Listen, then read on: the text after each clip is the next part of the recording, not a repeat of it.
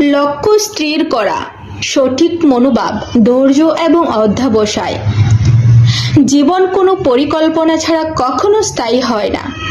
লক্ষ্য ছাড়া কোনো কাজ পূর্ণ হয় না। তাই প্রথমে নিজের লক্ষ্য স্থির করো। লক্ষ্য স্পষ্ট হলে চেষ্টা, অধ্যবসায় এবং পরিশ্রম সঠিকভাবে আসে। জীবনের পথে চ্যালেঞ্জ আসবে, অনেক সময় হোঁচট খাবে, আবার অনিশ্চয়তা দেখা দেবে।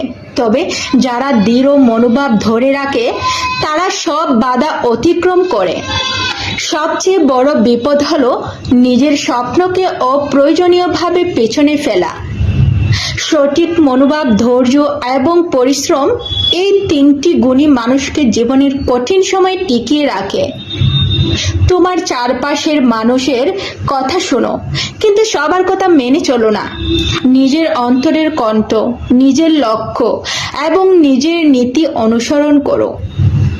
ভুল হবে, হোঁচট খাবে, কিন্তু এগুলো শেখার সুযোগ।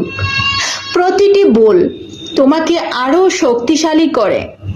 প্রতিটি ব্যর্থতা তোমাকে আরো সচেতন করে।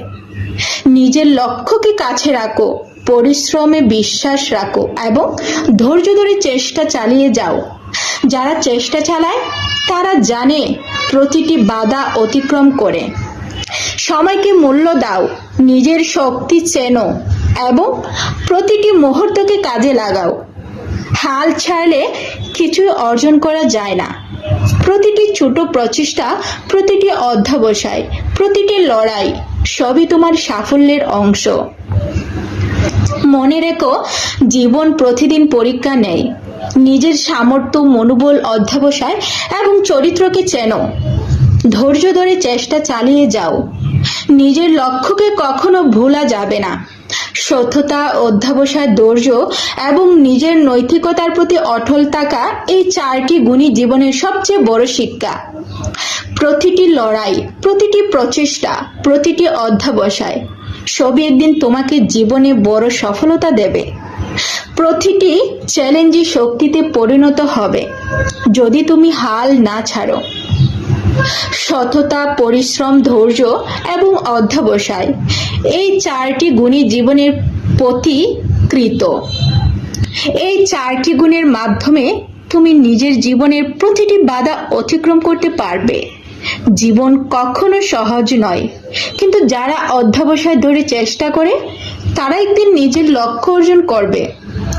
আজকের প্রতিটি গাম, আজকের প্রতিটি প্রচেষ্টা, আজকের প্রতিটি অধ্যবসায় সবই আগামীকালের সাফল্যের ভিত্তি। তাই কখনো হাল ছাড়ো না। নিজের সামর্থ্যকে চেনে এগিয়ে যাও এবং জীবনের প্রতিটি চ্যালেঞ্জকে শক্তিতে রূপান্তরিত করো। আমার এই ভিডিওটি যদি আপনাদের ভালো লেগে থাকে তাহলে অবশ্যই লাইক, কমেন্ট এবং শেয়ার করবেন এবং আমার পেজটি ভিজিট করে সাথেই থাকবেন। ধন্যবাদ সবাইকে।